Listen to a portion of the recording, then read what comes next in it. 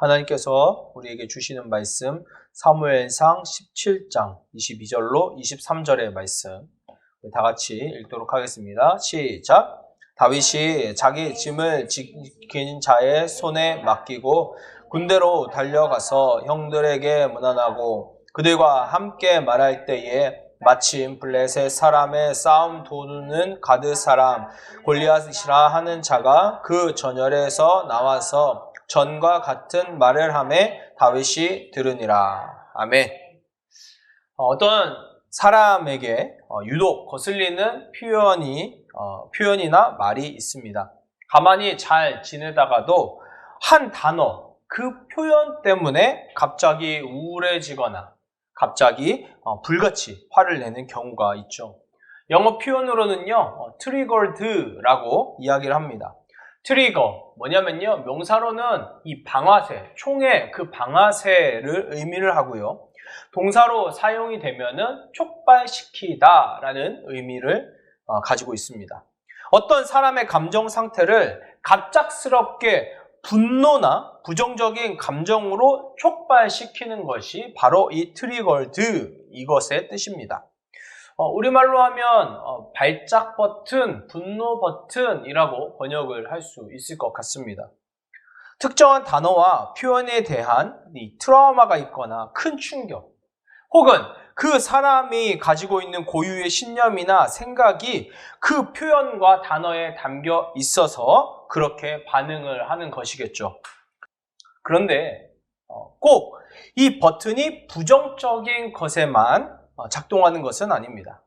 자신의 신념과 믿음이 담긴 단어와 표현, 경험에서 적절하게 작동을 하게 되면 우리가 예상하지 못한 상황이 연출이 될 수도 있습니다. 예를 들어 볼게요. 여러분 세리장 삭개오 아실 겁니다. 삭개오. 그는 동족에게 늘 배반자라고 손가락질을 받던 사람이었죠. 삭개오는 늘 사람들에게 조롱과 핍박을 받아야만 했습니다. 비난의 말을 들었죠. 아무도 그 사람과 어울리려 하지 않았고 그는 유대인들에게 경멸의 대상이었습니다. 그런데 어느 날 예수님이 여리고를 지나간다는 그 소식을 이 삭개오가 들었습니다. 삭개오는요, 주님을 보고 싶었습니다.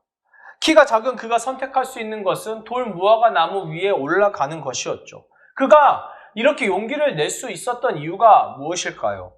예수님이 세리의 친구라는 그 소식을 들었기 때문일 것입니다. 여러분, 유대 사회에서 세리가 친구가 될 수 있습니까? 그럴 수 없습니다. 그러나 예수라는 분은 가난하고 병든 자, 소외된 자, 어린아이, 심지어 세리와 창녀의 친구라는 소식을 그가 어디선가 들은 겁니다. 그런데 놀라운 일이 발생을 하죠. 바로 삭개오를 본 예수님께서 이렇게 말씀을 하시는 겁니다. 누가복음 19장 5절인데 예수께서 그 곳에 이르사 쳐다보시고 이르시되 삭개오야 속히 내려오라. 내가 오늘 내 집에 유하여야 하겠다 하시니. 예수님이 삭개오의 버튼을 눌렀습니다. 무엇일까요? 내 집에 유하여야겠다. 내 집에 유하여야 하겠다. 여러분, 삭개오의 집, 죄인의 집에 누가 들어오려고 하겠습니까? 삭개오가 초청을 한다고 해도 유대인 중에서는요, 올 사람 없습니다. 더군다나 유대 랍비가 부정한 세리의 집에 어떻게 들어갈 수가 있냐고요. 말이 안 되죠. 그러니까 예수님의 말씀에 삭개오가 자신이 가지고 있던 그 모든 경계가 무너지기 시작을 한 겁니다. 내가 너와 함께 할게.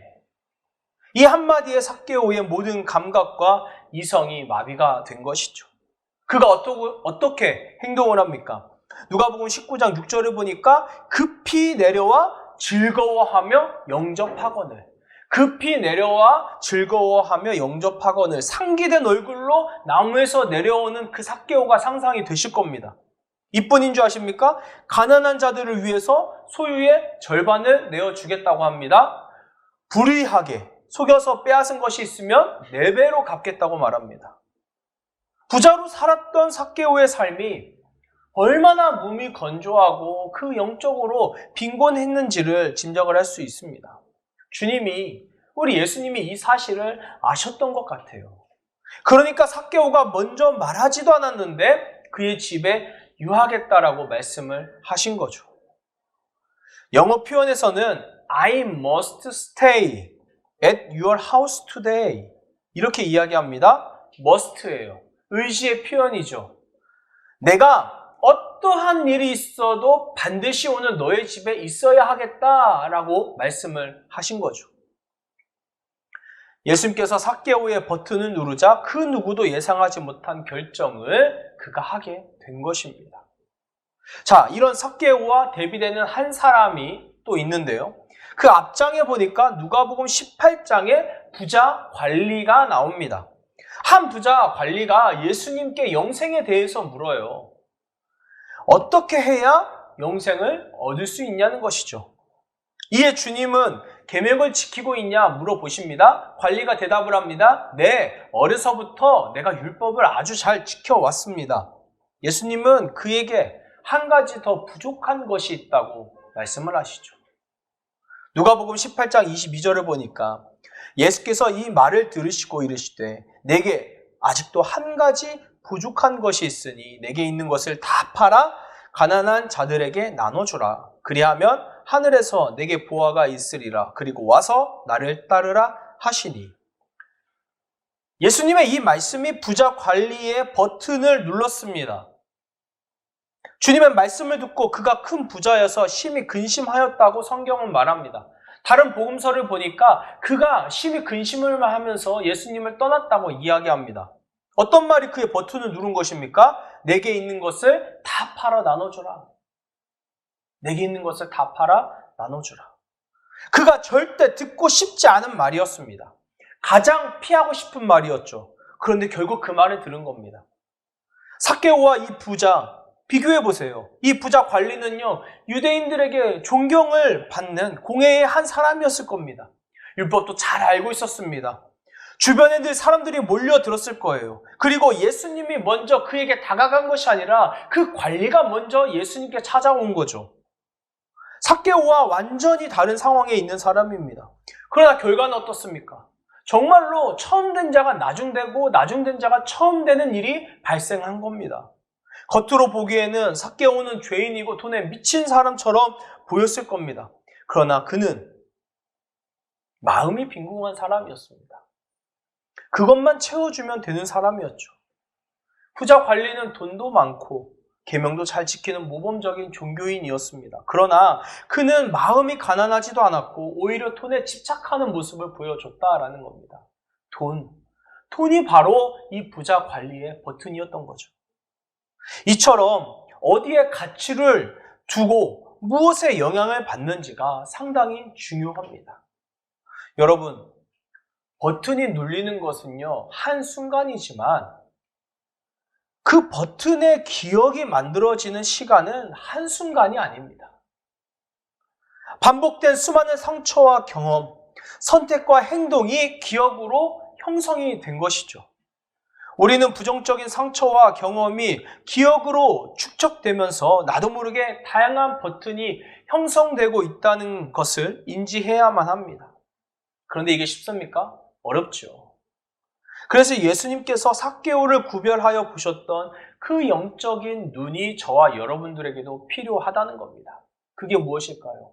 우리 그리스도인은 그것을 영성이라고 부르는 겁니다. 영성. 여러분, 영성은 단순히 영적인 어떤 능력이나 힘이 아닙니다. 심미적인 은사가 아니에요. 영성은 성숙함입니다. 성숙함. 천박한 시대 속에서 천박한 믿음에 저항하는 영적인 성숙함. 이것이 바로 지금 우리가 추구하는 영성이죠. 교회조차 이 천박함에 노출돼서 돈과 권력과 힘으로 목회의 성공, 믿음의 크기를 따지고 있습니다. 이런 자들이 영성을 가르친다는 것 자체가 천박한 것이죠. 여러분, 이런 자들을 조심하시기 바랍니다. 목회자의 권위를 내세우면서 절대 권력으로 군림하려는 자, 모든 것이 목회자 중심으로 돌아가야 한다고 말하는 자, 목사에게 충성하고 잘해야 복을 받는다고 떠들어대는 자, 또 그것에 동조하게 만드는 자, 교회의 질서를 운운하면서 장로, 권사, 집사의 직분을 계급으로 만드는 자, 돈으로 직분을 사고 팔려는 자, 하나님의 이름으로 정치를 하면서 사람들을 선동하는 자, 그리고 이런 일들을 저지르면서 아무 죄책감을 느끼지 않는 자, 이런 자들이 결국 하나님의 이름에 먹칠하고 지금 이렇게 교회를 타락하게 만든 자들이죠. 여러분, 이런 사람은 어떻게 구분할 수 있는지 아십니까? 참 감사하게도 이런 자들은요, 버튼이 많습니다. 버튼이 많아요. 조금만 자신의 심기를 건드리고 자신의 권위를 건드리는 단어와 표현에 쉽게 분노하고 얼굴이 붉어집니다. 영적으로 미성숙하다는 것을 나타내는 거죠. 자신의 미성숙함을 드러내는 겁니다. 여러분, 그리스도인이 분노해야 할 때 자신의 권위를 공격받을 때가 아니라 바로 하나님의 이름이 공격받을 때입니다. 또 영적으로 미성숙함이 드러났을 때 분노하고 폭발하는 것이 아니라 하나님의 나라가 세상으로부터, 사탄으로부터 공격받을 때 그때 거룩한 분노를 표출하는 겁니다. 사울과 다윗을 보세요. 사울이 왕이 있을 때 블레셋이 이스라엘을 공격하죠. 그런데 사울이 아무것도 못하고 있습니다. 왜 그렇습니까? 골리앗이라는 사람이 블레셋 진영 맨 앞에서 버티고 있는 겁니다. 사울을 비롯해서 이스라엘 군대가 모두 두려워합니다. 그렇게 용맹하던 사울도 하나님의 영이 떠나니까 블레셋의 골리앗이 두려워졌습니다. 골리앗이 이스라엘 군대의 분노 버튼을 계속 누르고 있는데도 아무도 반응하지 않습니다. 골리앗과 싸우는 것은 곧 죽음을 의미했기 때문이죠. 사실 이 장면에서 문제는 골리앗이 아니에요. 골리앗이 아닙니다. 버튼이 눌려도 아무 반응을 보이지 않고 있는 무감각하고 무기력한 사울과 이스라엘 군대. 이 사람들이 진짜 문제인 거죠. 골리앗에 대한 두려움이 하나님에 대한 신뢰보다 더 컸던 겁니다. 하나님의 군대라고 말하는 자들의 영성이 얼마나 처참한지 보여주는 장면이죠. 이때 성경이 주목하는 한 사람이 바로 다윗입니다. 말씀 좀 찾아보겠습니다. 사무엘상 17장 22절로 23절, 오늘 우리가 읽은 말씀입니다. 다 같이 읽을게요. 시작! 다윗이 자기의 짐을 짐 지키는 자의 손에 맡기고 군대로 달려가서 형들에게 문안하고 그들과 함께 말할 때에 마침 블레셋 사람의 싸움 도두는 가드 사람 골리앗이라 하는 자가 그 전열에서 나와서 전과 같은 말을 하매 다윗이 들으니라. 24절까지 읽어보면 이스라엘 모든 사람이 그 사람을 보고 심히 두려워하여 그 앞에서 도망하매 전과 같은 말을 하매 다윗이 들으니라. 모든 사람이 도망가는 이 상황에서 다윗이 골리앗의 목소리를 듣습니다. 살아계신 하나님의 군대를 모욕하는 그 말을 다윗이 들은 거죠. 다윗의 버튼이 눌렸습니다. 다른 사람들은요, 아무리 그 버튼이 눌려도 반응을 하지 않았습니다. 다윗은 달랐어요. 하나님을 모욕하는 골리앗의 소리가 다윗을 깨웠습니다. 소년 다윗이지만 그의 내면에는 하나님의 영으로 충만했습니다. 영적인 성숙함으로 이미 준비되어 있던 다윗. 다윗의 거룩한 분노가 이제 타오르기 시작을 한 거죠. 남들처럼 다른 도리가 없다고 현실을 애써 외면하지 않았습니다. 하나님의 사람이기에 외면할 수가 없었습니다. 그는 골리앗 앞에서 이렇게 선포합니다. 사무엘상 17장 45절로 47절. 사무엘상 17장 45절로 47절. 한번 같이 읽어보도록 하겠습니다. 시작! 다윗이 블레셋 사람에게 이르되 너는 칼과 창과 단창으로 내게 나아오거니와 나는 만군의 여호와의 이름 곧 내가 모욕하는 이스라엘 군대의 하나님의 이름으로 내게 나아가노라. 오늘 여호와께서 너를 내 손에 넘기시리니 내가 너를 쳐서 내 목을 베고 블레셋 군대의 시체를 오늘 공중의 새와 땅의 들짐승에게 주어 온 땅으로 이스라엘에 하나님이 계신 줄 알게 하겠고 또 여호와의 구원하심이 칼과 창에 있지 아니함을 이 무리에게 알게 하리라. 전쟁은 여호와께 속한 것인즉 그가 너희를 우리 손에 넘기시리라. 아멘. 여러분, 이 말을 소년 다윗이 했다고 생각하십니까? 아니에요. 하나님의 사람 다윗의 입을 통해서 지금 블레셋 사람들에게 심판을 선언하시는 겁니다. 하나님의 나라를 소망하는 사람의 입에서 나오지 말아야 하는 말이 있습니다. 어쩔 수 없어. 도리가 없잖아. 다들 그렇게 하잖아. 그냥 넘어가.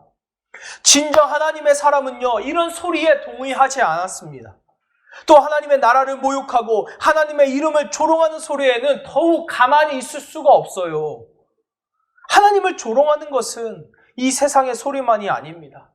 그리스도의 모양은 하고 있지만 하나님을 모욕하는 이들이 있다는 거죠. 바로 세상이 하나님을 조롱하면서 버튼을 계속 누르고 있는데도 무감각하게 있는 이들. 골리앗 앞에서 아무것도 하지 못하는 사울이나 이스라엘 군대와 같은 이들. 바로 이런 자들이 하나님을 모욕하고 있는 겁니다. 이유는 크게 두 가지겠죠. 하나는 영적으로 무감각해서 진짜 버튼이 눌리고 있는지도 인지하지 못하는 사람들. 또 하나는요, 알고 있습니다. 그러나 외면하는 사람이죠. 그러나 하나님은 이 두 가지 부류의 사람을 다 기억하실 겁니다.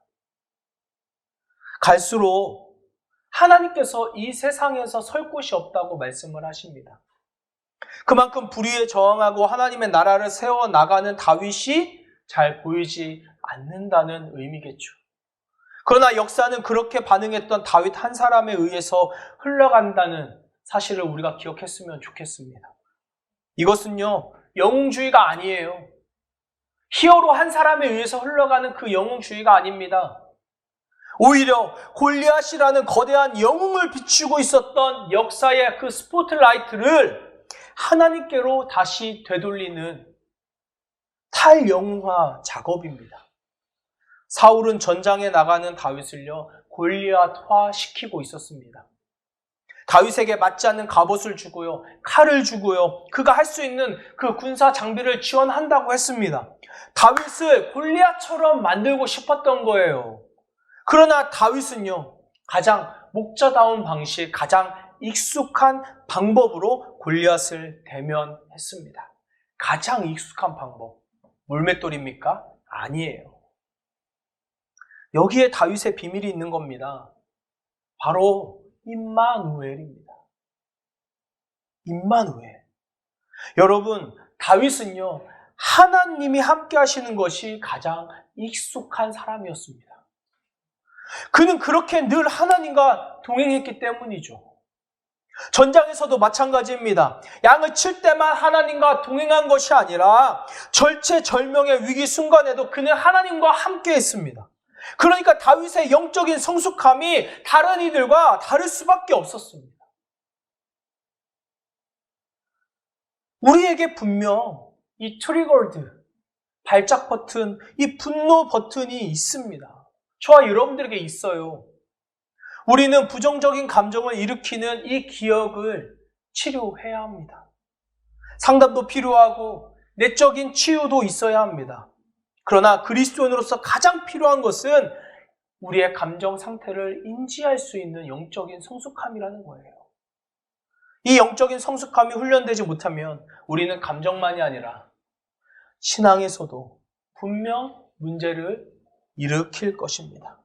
너무 예민하게 반응하거나 너무 무감각하게 반응하거나. 그러나 이 둘 다 그리스도인의 건강한 반응은 아니라는 거죠. 하나님 나라를 소망하는 그리스도인의 기본은 임마누엘입니다.